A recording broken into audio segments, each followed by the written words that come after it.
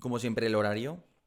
Entonces, para los que no lo sepáis, pues todos estos días se han producido un montón de acciones por parte de Rusia, ¿no?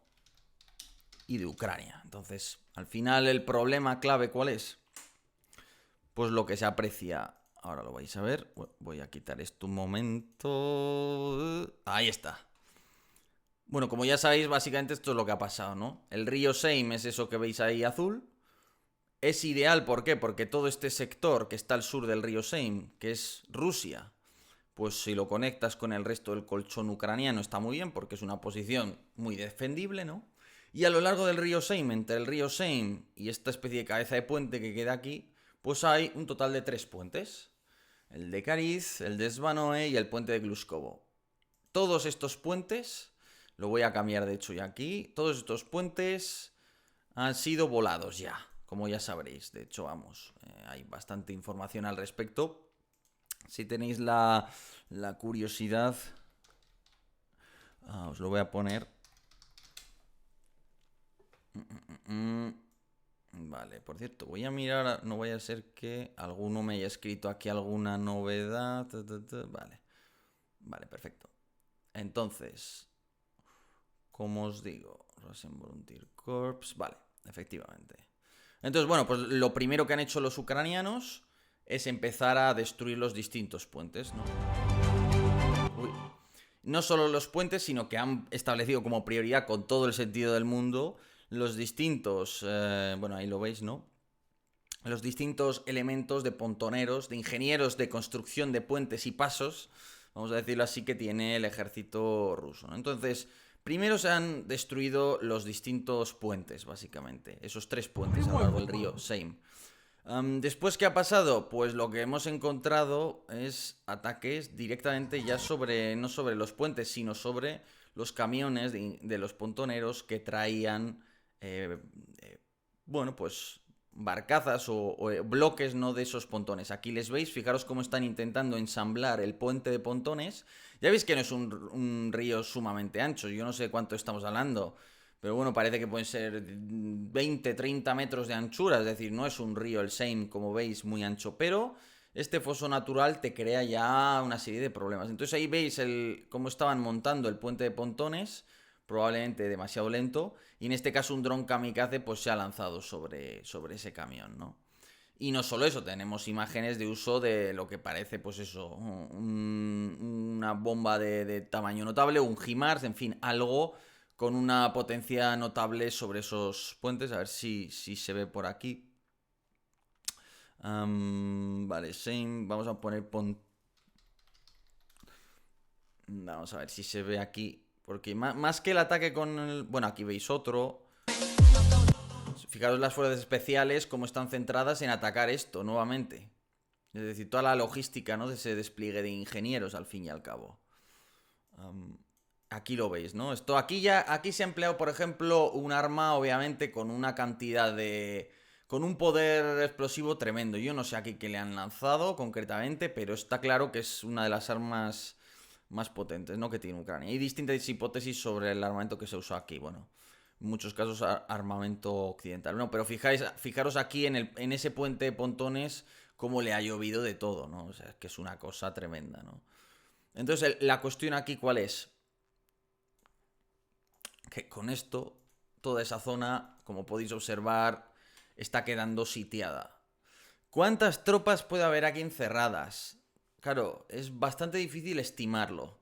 Yo creo que puede ser razonable pensar en algún punto entre 1000 y 5000 movilizados, entre tropas y tal, puede haber dentro de todo este territorio, ¿no? Claro, hay quienes plantean, bueno, de entrada los ucranianos han logrado, bueno, una serie de avances. A ver aquí, ¿cómo se llamaba esta localidad? Apanasovka es la última localidad que tomaron, ¿no? Si no recuerdo mal, a no ser que hoy haya habido algún otro avance. Entonces, que de alguna manera esta cabeza de puente o sales por el río o no sales. ¿Y cuál es el problema? Que es que encima ya no es que Ucrania te ataque desde el colchón, es que Ucrania te puede atacar desde cualquier punto de la frontera. Y no solo te tiene por qué atacar desde el sur, de esta bolsa, desde aquí, sino que puede atacarte desde el norte, cruzando el río por el norte. Entonces ese es el problema que tienen ahora mismo los rusos, que la defensa de esta posición y Y de ahí, es decir, el próximo empuje que de Ucrania, obviamente, el más predecible es el que se produzca aquí.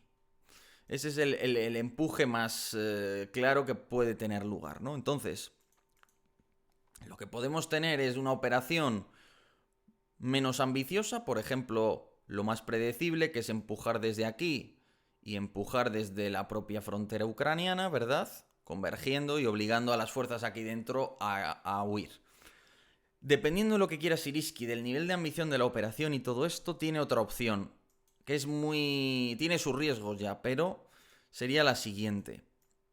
A ver.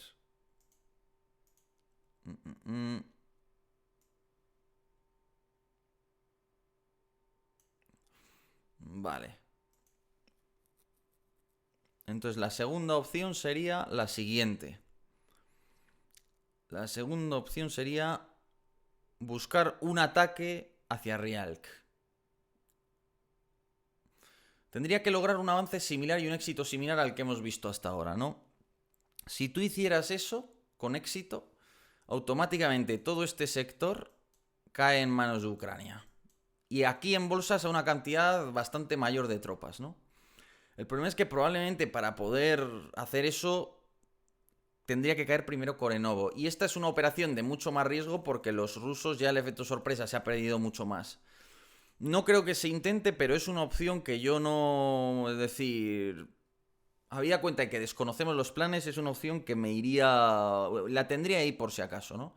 ¿Por qué? Porque es que puede ser más interesante intentar rodear a las tropas a lo largo de... al norte del río que simplemente al sur, ¿no? Ahora bien, la perspectiva de capturar personal ruso, ¿cuál es? Obviamente, si tú quieres mantener este pedazo de Rusia, tienes que mantener puentes a lo largo del río Seine. O un corredor terrestre, ¿no? Tendrías que lograr que Rusia lance una serie de contraataques aquí para mantener abierto el paso terrestre, ¿verdad? Es decir, Rusia tendría que tener la capacidad de hacer eso. Pero para eso necesitas cierto número de tropas. También es una opción predecible por parte de Rusia. Y de otro lado, como os digo, el propio río Seine, pues no es muy ancho. ¿Eso qué implica respecto a la perspectiva de capturar prisioneros? Fijaros que estamos hablando, pues en puntos como este, de 50 metros. ¿Qué quiero decir con esto? Que si el material pesado que puede haber dentro de esa bolsa, que no debería ser muchísimo, porque no era una zona del frente con mucho material pesado, pues podrías tener que abandonarlo. Obviamente, de una mala, lo que puedes hacer es casi sacar a la gente a nado, prácticamente. Es algo que sucedió en la batalla de Kiev. No sé si recordáis cuando los rusos se tienen que retirar de Kiev a toda prisa.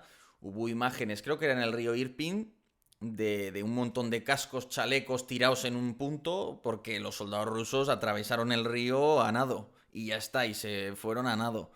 Entonces yo entiendo que si tienen tiempo y ven la cosa muy mal, en última instancia es lo que harán muchas de las fuerzas rusas en la zona, porque, como os digo, son no movilizados, que lo digo mal, son tropas de mili, tropas que, bueno, pues les ha tocado la mili, se prometió que no irían a la guerra de Ucrania, y ahí están. Por tanto, bueno, esa es la situación del río Seim.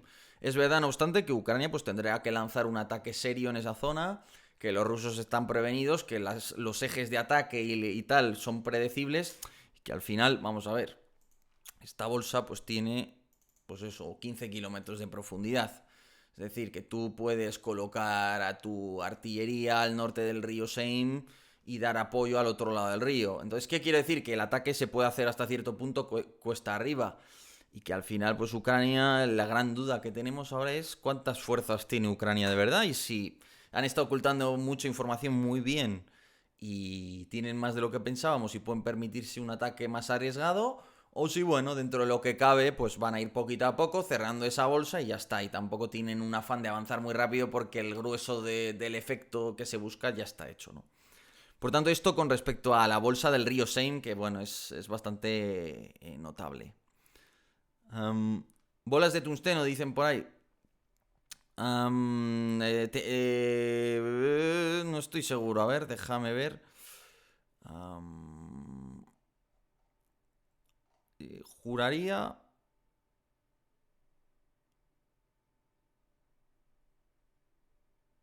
No lo sé si serían bolas de tungsteno. Podría ser. Está claro que es un arma así del estilo del M30. Podría ser, sí. Habría que verlo. Sí, podría ser, porque desde luego metralla no es. Eso parece claro. Metralla no es. Eso está claro. Pero bueno. A ver. ¿Los kilómetros cuadrados ya tomados son más o menos equivalentes a los cercados por el río Seine? Ni idea, pero bueno, a ver, también os digo que llegados a este punto, medir kilómetro a cuadrado no tiene mucho valor, quiero decir, no se trata de efectos estratégicos, ¿no? El punto eficiente ya lo has alcanzado, político y militar de lo que puedas querer conseguir. Luego que es el doble de kilómetros cuadrados o la mitad, pues bueno, siempre mejor, ¿no? Ganar más, pero el daño importante lo has hecho ya, ¿no? Y el efecto que buscas estratégicamente lo has hecho ya. Am,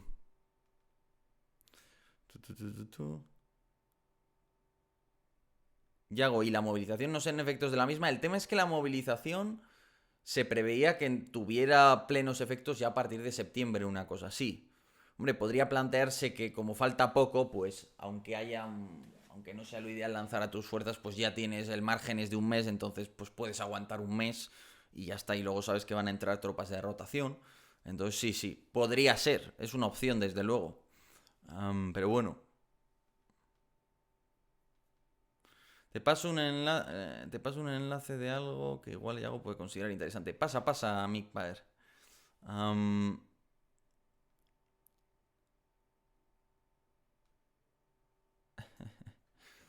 Mira, lo del CEO de Telegram no lo había mirado. ¿Le han arrestado entonces? O sea, leí algo ahora que lo recuerdo, pero es que hay como tantos pequeños inputs que no siempre me acuerdo de todos, la verdad.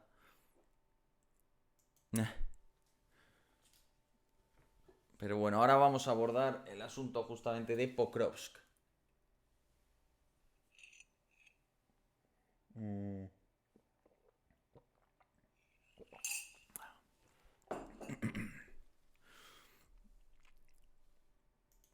Vale, a ver. Pavel... No, Pavel no. Pavel.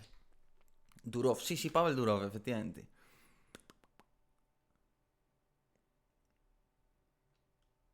Detenido en Francia el director de Telegram. Mmm...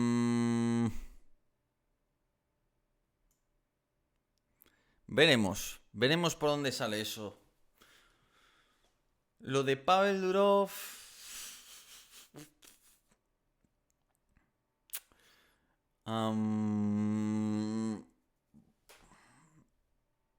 No quiero dar una opinión a la ligera, ¿no? Pero yo el tema...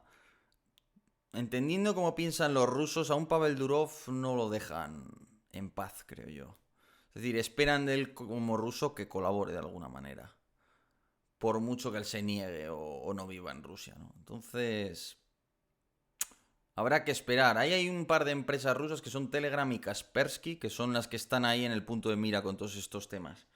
Pero bueno, hay que esperar. De todas maneras, según lo grave de lo que se haga y de las acusaciones, entenderemos por dónde van los tiros. Normalmente, cuando se hace algo bien premeditado, hay buenas razones para ello, ¿no? Al margen de que sean legítimas o no, quiero decir. Normalmente, no siempre, normalmente las cosas, y menos con personas de esta talla, no se hacen al azar, ¿no? Entonces, no sé por dónde irán los tiros, pero bueno, hay que esperar. Am,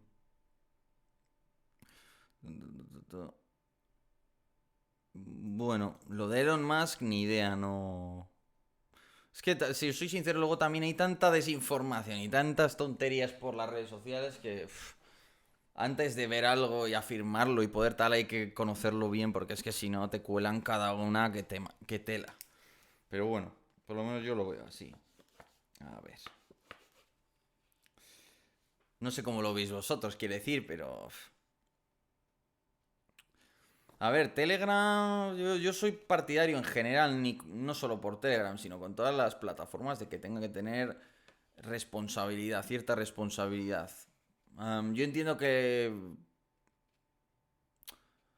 problema está en encontrar el equilibrio, como siempre, ¿no? Yo entiendo que la gente quiere plena libertad, pero también entiendo que si, por ejemplo, a tu negocio, por lo que sea, le está haciendo perder mucho dinero porque se comparten gratuitamente muchas cosas ahí, pues esa es una primera cuestión que entiendo que haya quienes quieran legalmente meterle mano a ese tema, o que haya una regulación, o que, bueno, pues la propiedad intelectual, todo eso está ahí, ¿no?